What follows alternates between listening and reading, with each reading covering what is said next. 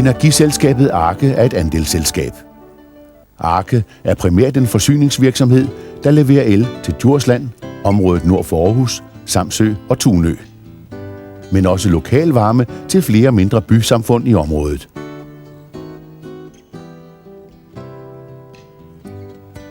Arke er medejer af Midtkraft, der producerer og leverer strøm til Arkes 60 kV stationer, hvorfra strømmen via højere lavspændingsanlæg distribueres til kunderne.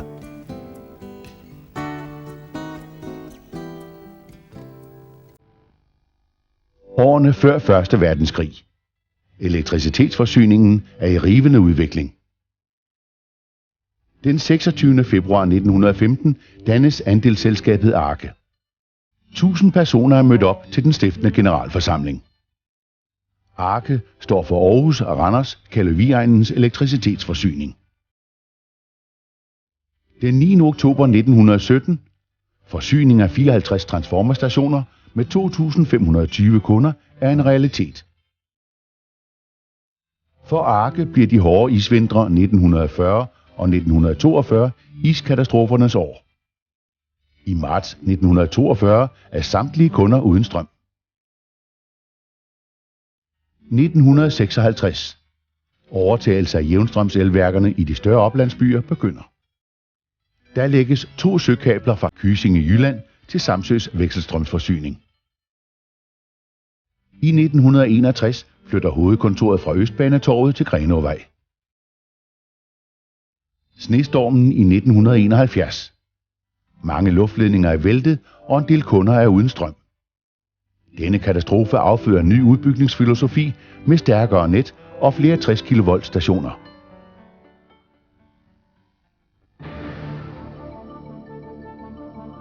Arkes øverste myndighed er repræsentantskabet. Energiselskabet ledes af en bestyrelse med 5 medlemmer, der er valgt af repræsentantskabet. Alle projekterings-, installations-, elafregnings- og administrationsopgaver foretages på hovedkontoret. De daglige aktiviteter fastlægges i chefgruppen. Serviceniveauet skal være højt i en moderne forsyningsvirksomhed. Det er kvalitetsstyringssystemet med til at sikre. Arke er en af de få virksomheder, der har et kvalitetsstyringssystem, der omfatter hele virksomheden.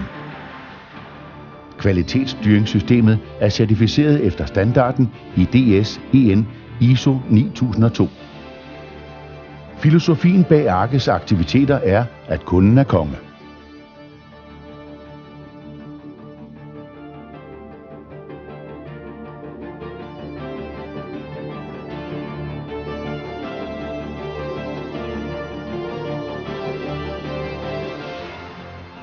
Kontoret i Mesballe er centralt beliggende i forsyningsområdet. Derfor udføres alle driftsopgaver herfra. Det samme gælder alle store anlægsopgaver, i det vognhal, entreprenørmaskiner, værksted og hovedlager ligger her.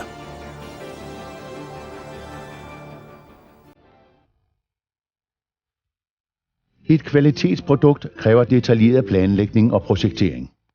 Og grundlaget herfor er kartoteker, statistikker og grafisk ledningsregistrering.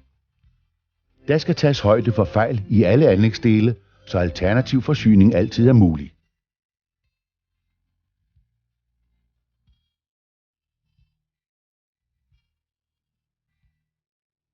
Kabellægning er en stor aktivitet, og korrekt kabellægning giver bedre forsyningssikkerhed og bedre elkvalitet.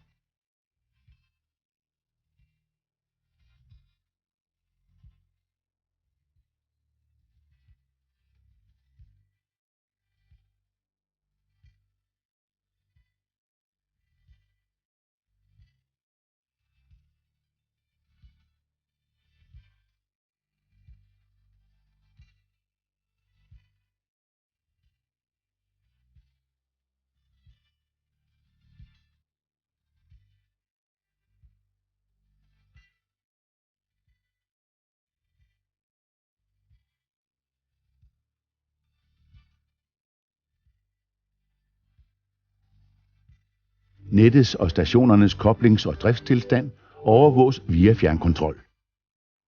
Spændingen overvåges og reguleres automatisk på 60 kV stationerne.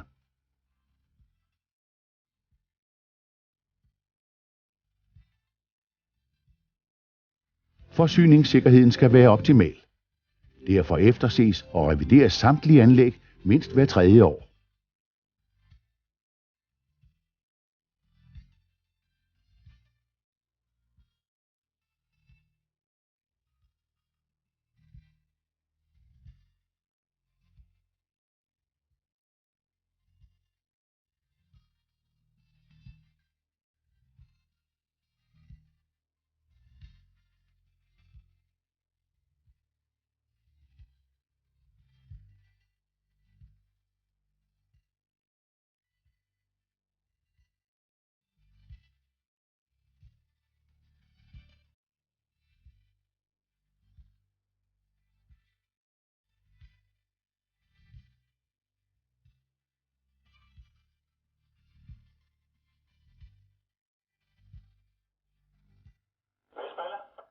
Den daglige drift og vedligeholdelse af nettet styres fra driftskontoret.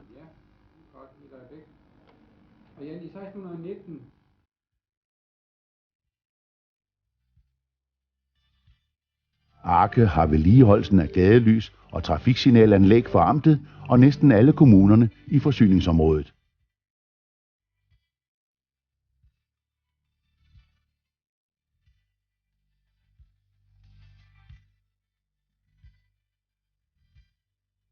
Grundlaget for betalingen af elektriciteten er elmåleren. Det er af største vigtighed, at den behandles korrekt under opsætningen.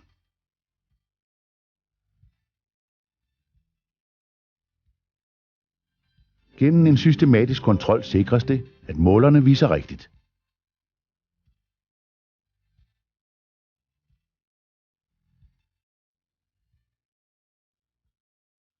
De største forbrugere hos Arke får aflæst måleren over telefonnettet. Hos mindre forbrugere aflæses måleren manuelt. Der arbejdes hele tiden på at sikre erhvervsvirksomheder de optimale betingelser for deres virke. Dette gøres blandt andet ved at udbygge nettet med transformere, så den rigtige spænding kan opretholdes, også i udbygningsområder. 60-15 kV station Christiansbjerg er etableret sammen med et naboselskab. Transformerstationen har en særlig arkitektur, der er tilpasset lokalområdet. Fra Energicentret ydes rådgivning til boligforbrugere, mindre virksomheder, handels- og servicesektoren samt de større industrier.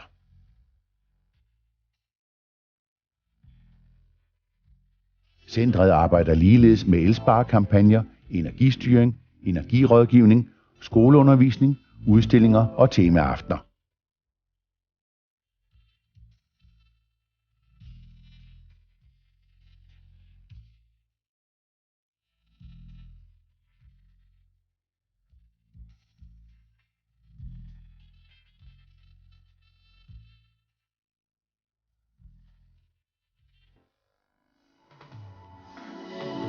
Miljøet er en væsentlig del af planlægningen, det har mange erkendt.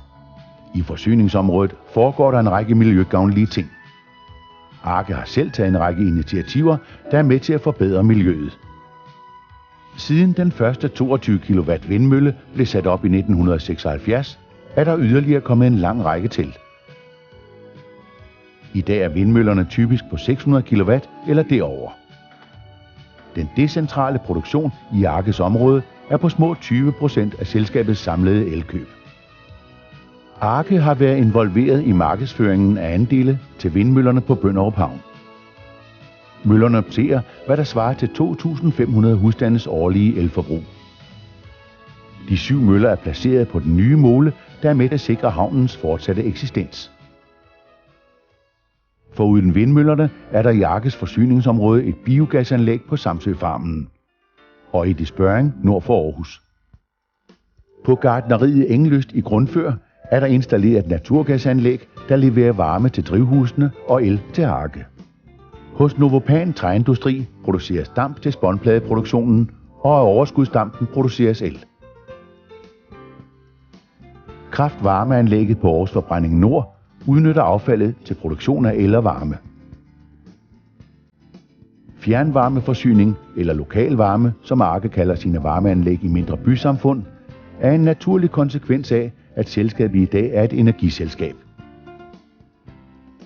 Arkes første halmfyrede værk blev sat i drift i Tranebjerg i 1992.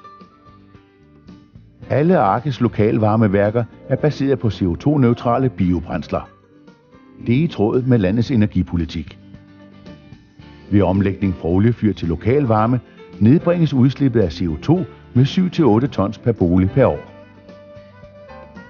Flere steder har Arke etableret lokalvarmeværker, der er baseret på fyring med flis fra skovene. I områder, hvor der ikke er lokal varme, kan Arke tilbyde et klimasolanlæg. Det er et varmesystem, hvor man ved at kombinere en solfanger og en varmepumpe får en særdeles effektiv, billig og miljøvenlig opvarmning af huset. Ved Arkes administrationsbygning på Grenåvej i Aarhus er der som et forsøg opsat 12 kvadratmeter solceller. Disse kan producere elektricitet nok til, at selskabets elbil kan køre omkring 10.000 km om året. Arke arbejder samtidig på at udbrede kendskabet til elbiler. Disse køretøjer er den miljørigtige løsning på fremtidens transport i byområder.